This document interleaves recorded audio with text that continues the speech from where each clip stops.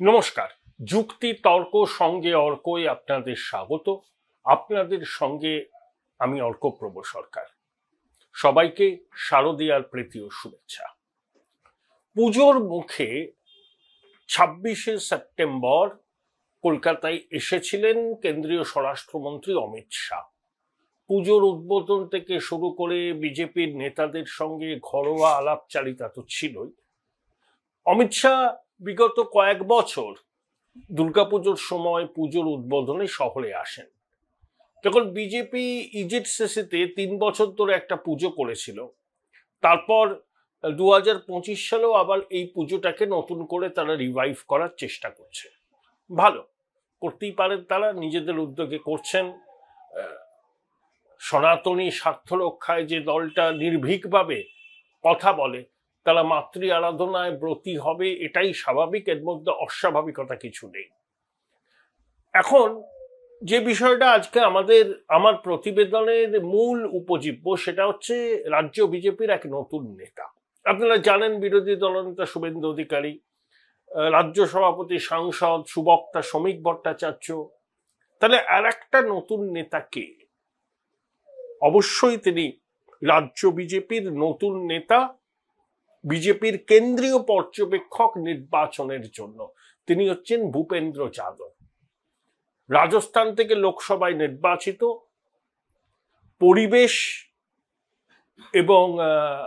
পরিবেশ মন্ত্রী, এবং তার সঙ্গে তার আর একটা মন্ত্রকেরও দায়িত্ব আছে, এবং তাকে সঙ্গত করবেন বিপ্লব দেব, ত্রিপুরার প্রাক্তন মুখ্যমন্ত্রী এবং রাজ্যসভার সাংসদ। ভূপেন যাদব অমিত শাহের অত্যন্ত ঘনিষ্ঠ, তার নামও বিজেপির পরবর্তী সভাপতি হিসাবে চর্চায় এসেছিল। কিন্তু যেহেতু সংঘ এমন একজনকে চাইছেন যে একদম অমিত শাহের রবার স্ট্যাম্প হবেন না, সেই জন্য ভূপেন্দ্র যাদবের নাম শেষ পর্যন্ত আর এগোয়নি। ওই সভাপতি হওয়ার দৌড়ে তিনি নেন, কিন্তু তাকে গুরুত্বপূর্ণ দায়িত্ব দিয়ে পশ্চিমবঙ্গে নিয়ে আসা হয়েছে। অতীতেও তিনি বিভিন্ন রাজ্যে ভোট পরিচালনার দায়িত্বে ছিলেন, যেমন বিপ্লব দেব উড়িষ্যায়, বিহারে নির্বাচনী দায়িত্বে ছিলেন, ত্রিপুরার মুখ্যমন্ত্রী ছিলেন। বাঙালি বিষয়টা তিনি বোঝেন, যদিও দীর্ঘদিন তিনি হরিয়ানায় ছিলেন, তারপর ত্রিপুরায় আসেন। এখন মানিক শাহ মুখ্যমন্ত্রী, কিন্তু তাকে রিহ্যাবিলিটেট করে সাংগঠনিক কাজে তাকে নিয়োগ করা হচ্ছে। এবং ভূপেন্দ্র যাদব অত্যন্ত গুরুত্বপূর্ণ একজন নেতা বিজেপির অভ্যন্তরীণ যে রাজনীতি, তাতে সেই রকম একজন মানুষকে পশ্চিমবঙ্গের নির্বাচনী পর্যবেক্ষক করার তাৎপর্য অপরিসীম। তার মানে হচ্ছে অমিত শাহ ভূপেন্দ্র যাদবের মাধ্যমে পুরো নির্বাচনী প্রক্রিয়াটাকে মনিটরিং করবে, এবং ভূপেন্দ্র যাদব রিপোর্ট দেবেন অমিত শাহকে। তার আগে এখানে দফায় দফায় বিভিন্ন পদাধিকারী, সাংগঠনিক নেতা, তাদের সঙ্গে ভূপেন্দ্র যাদব বৈঠক করবেন, অ্যাসেস করার চেষ্টা করবেন বিজেপি কোথায় স্ট্রং, কোথায় দুর্বল, বুথ সভাপতি হিসাবে যাদেরকে নিয়োগ করেছে বিজেপি, তাতে কতটা জল আছে, কতটা দুধ আছে, সবকিছু খতিয়ে দেখবেন তিনি। কিন্তু দক্ষ সংগঠক, এবং রাজ্য বিজেপির নেতারা যাই বলবেন তিনি একেবারে সেটাকে বেদবাক্য বলে মেনেও নেবেন না। তিনি নিজস্ব মেকানিজম ইভলভ করে যাচাই করবেন রাজ্য বিজেপি নেতাদের দেওয়া তথ্যটা কতটা বাস্তবসম্মত। অতীতে আমরা দেখেছি রাজ্য বিজেপির নেতারা এমন সব তথ্য কেন্দ্রীয় নেতৃত্বকে দিতেন, কেন্দ্রীয় নেতৃত্ব আশ্বস্ত হতেন, না রাজ্য বিজেপি দারুণ কাজ করছে, সাংগঠনিক খুব মজবুত আছে। কিন্তু অনেক ক্ষেত্রে দেখা গেছে যে বুথ সভাপতি হিসাবে যিনি নিয়োগ পেয়েছেন, তিনি নিজেই জানেন না তিনি বুথ সভাপতি। এমনকি তৃণমূল করে তাকে বিজেপির বুথ সভাপতি হিসাবে রাজ্য নেতৃত্ব দেখিয়েছে। এরকম বুড়ি বুড়ি ঘটনা ঘটেছে। এবার যাতে সেটা না হয়, যতটা বুথকে মজবুত করা যায়, আপনা বুথ সবসে মজবুত বলে যে স্লোগানটা প্রধানমন্ত্রী দিয়েছিলেন, সেটাকে কতটা রাজ্য বিজেপি করতে পেরেছে সেটা কিন্তু তিনি দেখবেন, অবশ্যই দেখবেন। এবং অঞ্চল স্পেসিফিক রণনীতি হবে। উত্তরবঙ্গের জন্য একটা রণনীতি, কলকাতা এবং তার লাগোয়া অঞ্চলের জন্য একটা রণনীতি, মধ্যবঙ্গের জন্য একটা রণনীতি, জঙ্গলমহলের জন্য একটা রণনীতি। সেই রণকৌশল কি হবে সেটাও কিন্তু ভূপেন্দ্র যাদব সবার সঙ্গে আলোচনা করে চূড়ান্ত করবে। দেখুন, ম্যানিফেস্টো রচনাটা হচ্ছে খুব গুরুত্বপূর্ণ কাজ। ম্যানিফেস্টো খুব শেষের দিকে বেরোয়। এখন বিজেপিকে সবার আগে লক্ষ্মীর ভান্ডারকে কাউন্টার করতে হবে। অন্নপূর্ণা ভান্ডার তারা নিয়ে আসবেন, তাতে কত তারা দেবেন, ক্ষমতা আসলে কবে থেকে চালু হবে, এই অন্নপূর্ণা ভাতা পেতে গেলে মাতৃশক্তিকে কি কি ক্রাইটেরিয়া ফুলফিল করতে হবে, এই সবগুলো অনেক আগে থেকে বলতে হবে বিজেপিকে।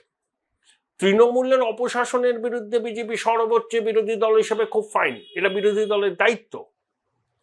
কিন্তু বিজেপি ক্ষমতায় আসলে পশ্চিমবঙ্গে কি করবে সে সম্পর্কেও একটা স্পষ্ট রোডম্যাপ দিতে হবে পশ্চিমবঙ্গের মানুষকে। শুধু নেতির সাধনা করলাম, তৃণমূলকে আমি আক্রমণ করলাম, তৃণমূলকে চোর বললাম, আমি ক্ষমতায় আসলে কি করব সে সম্পর্কে রাজ্যবাসী জানতে পারলো না, এটা তো হতে পারে না।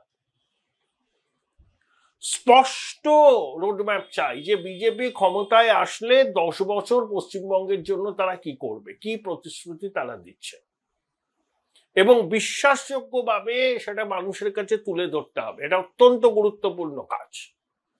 পশ্চিমবঙ্গের সাইলেন্ট মেজরিটির সিংহভাগ পরিবর্তনের জন্য মুখিয়ে আছেন। তাদের ইচ্ছেকে বাস্তবায়িত করার দায়িত্ব প্রধান বিরোধী দল বিজেপি। সেই দায়িত্ব তারা কতটা পালন করবার জন্য প্রস্তুত। বিজেপির ঘরোয়া কোন্দল তৃণমূলের থেকে কম নয়, কখনো কখনো তৃণমূলের থেকে বেশি। পুরনো নতুনের দ্বন্দ্ব আছে। যদিও শ্রমিক ভট্টাচার্যকে সভাপতি করায় দলের সর্বস্তরে একটা ভালো বার্তা গেছে। পুরনো কর্মীরা যারা বসেছিলেন তারাও পথে নেমেছেন, কিন্তু নতুন পুরনো একটা সংঘাত এখনো আছে, যদিও কমেছে। শুভেন্দুবাবুর গ্রহণযোগ্যতা বিজেপির মধ্যে প্রশ্নাতীত।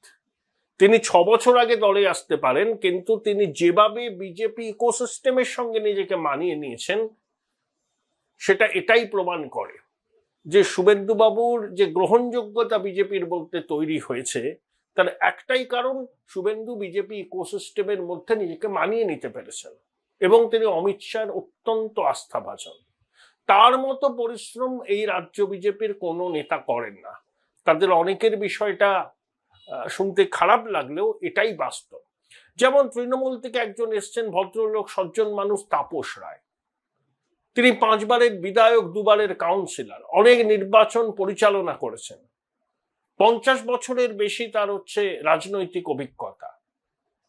তাকে বিজেপি ঠিকভাবে কাজে লাগাতে পারলে বিজেপি নিজেই উপকৃত হবে, কারণ কলকাতা এবং তার আশেপাশে বিজেপির সেই রকম পরিচিত নেতা নেই।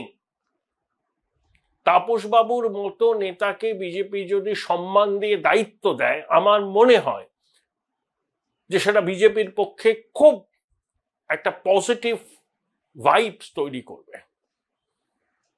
কারণ তাপস বাবু কলকাতাটাকে গুলে খেয়েছেন, তৃণমূলের সঙ্গেও তার যথেষ্ট ভালো যোগাযোগ আছে, তৃণমূলের ছেলেদের সঙ্গে, এবং তিনি কিন্তু বিজেপিটা করতে চান একদম আন্তরিকভাবে, কিন্তু তাকে কাজ করবার জন্য জায়গা দিতে হবে। Join Indian Institute of Hotel Management now. Right choice, right decision.